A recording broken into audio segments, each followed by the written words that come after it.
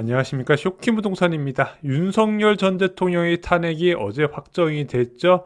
8대0 헌법재판관 전원 일치로 결정이 됐습니다. 자, 그래서 오늘은 대선 일정과 대선이 부동산에 미치는 영향, 마지막으로 예상되는 주요 정책에 대해서 한번 말씀을 드려보겠습니다. 오늘 내용 정말로 중요합니다. 쇼킹부동산 2025년 전망 기억나세요? 저희가 그 당시에 시장 약세임에도 불구하고 2025년 집값 상승을 전망을 했습니다. 상승 요인 세 가지가 있었어요. 첫 번째는 기준금리 인하, 두 번째가 대선, 세 번째가 공급 부족과 전세값 상승이었습니다.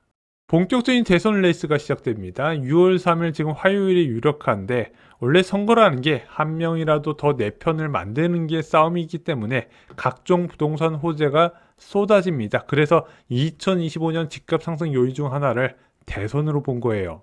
2022년 부동산 대폭락 시기 기억나시나요? 한국은행에서 기준금리를 계속해서 올리면서 부동산 가격이 상승해서 폭락으로 전환됐던 시기입니다. 그런데 그 시기 중 유일하게 집값이 올랐던 시기가 언제다? 바로 대선 시기였습니다. 이 당시에는 1기 신도시 재건축 공약이 막 쏟아져 나오면서 1기 신도시 중심으로 상승세가 강하게 나타났어요.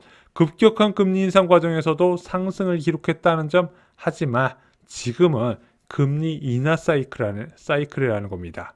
어떤 공약이 나올까요?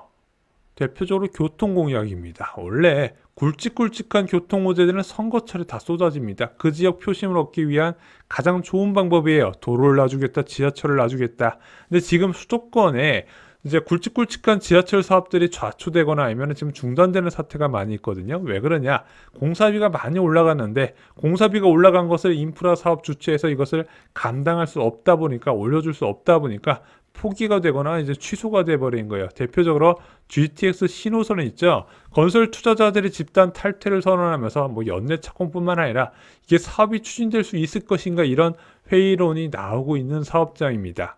두 번째로 위례 신사선이 있죠. 이 위례 신사선이 이제 민자 사업에서 민자 사업은 취소가 되고 재정 사업으로 전환됐는데 이것도 결국에는 공사비 분쟁이었어요. 여기에 서부선에다가 뭐 지하철 판교 8호선 연장 부분 그리고 신문당선 삼송 연장 방안까지 아마 이번에 선거에서 과정에서 좀 이야기가 많이 나올 것으로 예상이 됩니다. 그리고 윤석열 정부에서 추진했었던 GTX D노선, E노선, F노선도 다음 정부에서 어떤 식으로 진행을 할 것인지 양당의 정책을 보면서 좀 이야기가 될 수 있을 것 같아요.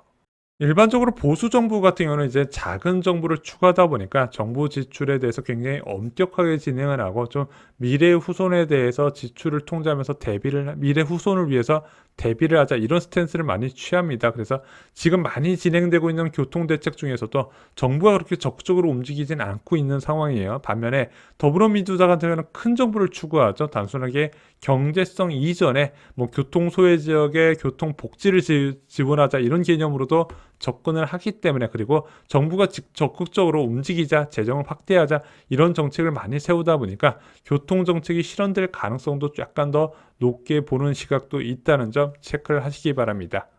또 어떤 공약이 있을까요? 바로 대출 정책입니다. 대출 정책의 핵심은 바로 은행권의 가상금리예요. 지금 정부에서 가계부채를 억제하는 과정에서 간접 규제 방식을 선택했고 그 과정에서 가상금리가 올라가서 예대 마진이 확대되고 은행들 이익이 늘어나는 구조가 생기고 있습니다. 일단 더불어민주당에서는 이 가상금리를 손질하겠다고 진작부터 지금 나서고 있는 상황이고 국민의힘은 이것은 이제 정치적 과도한 개입이다 이런 입장을 내세우고 있는 상황입니다. 다음은 재건축과 재개발 이슈입니다. 일단 재건축과 재개발은요, 지금 양당 모두 다 이것을 활성화해야 된다는 데는 공감대를 같이 하고 있습니다. 다만 이제 방식에서 조금 차이가 있어요. 더불어민주당은 공공 중심의 개발 방식 이제 시행사도 이제 공공이 진행 들어가고 또한 이제 개발 과정에서 이익을 좀 공공에 기여하는 방식을 확대하는 것을 아마 제안할 것으로 보이고요. 국민의힘은 지금까지 했던 것처럼 민간 중심의 개발 방식을 이제 채택을 할 것 같습니다. 근데 재건축이나 재개발의 사업 속도는 제가 볼 때는 중앙정부의 정책보다는 지자체장의 의지가 더욱더 중요하더라고요.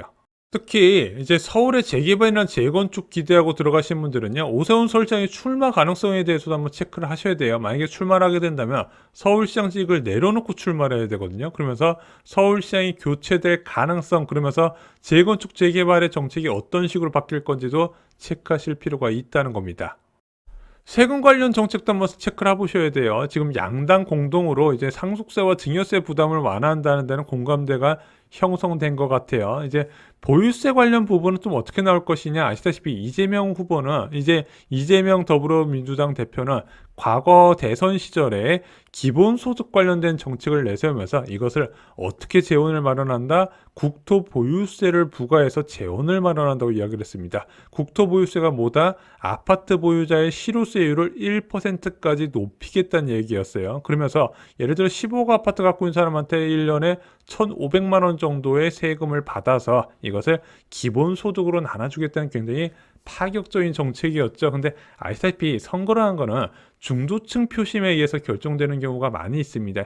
이런 정책, 좀 과격한 정책이나 아니면 좀 파격적인 정책은 중도층의 표심을 잃는 경우가 많아서 선거 결과가 반영이 됐고, 그 이후에 더불어민주당에서는 오히려 더 적극적으로 이제 종부세나 이제 보유세 부담 완화에 나섰고 현재까지 이어지는 분위기입니다. 다만 이번 대선에서 기본소득이 어떤 식으로 진행될지는 좀 더 체크를 해봐야 될 것 같은데, 가장 최근에서는 좀 기본소득에 대해서 재검토를 한다, 뭐 이런 얘기가 나오고 있는 상황입니다.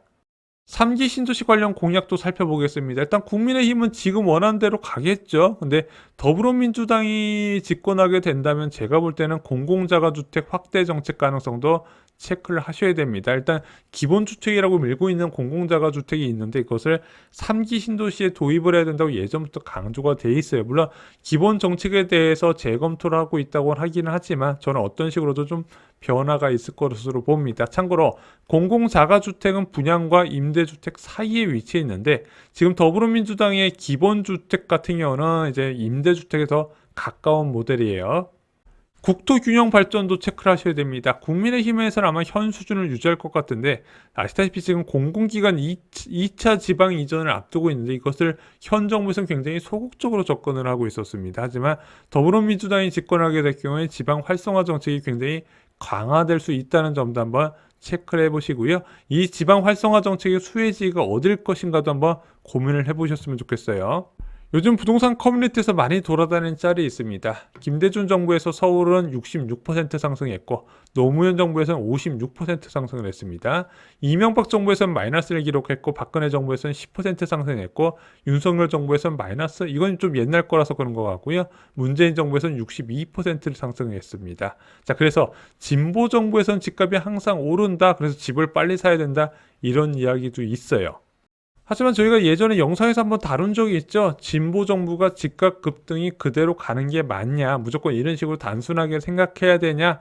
일단 대통령 임기 동안 신도시 입주 물량이 중요하다고 생각을 합니다. 근데 다음 대통령은 누가 됐든 굉장히 불리하다고 생각을 해요. 그래서 부동산을 아마 고생 좀 할 겁니다. 그래서 이 영상 놓치지 말고 보시기 바랍니다. 진보 정부가 과연 집값을 급등시키냐, 중요한 정보를 포함하고 있고 여러분 부동산 관련 의사결정에 큰 도움이 되실 거라 생각을 합니다. 이상으로 영상 마치겠습니다. 좋아요, 구독, 그리고 주변에 공유 꼭 부탁드리겠습니다. 감사합니다.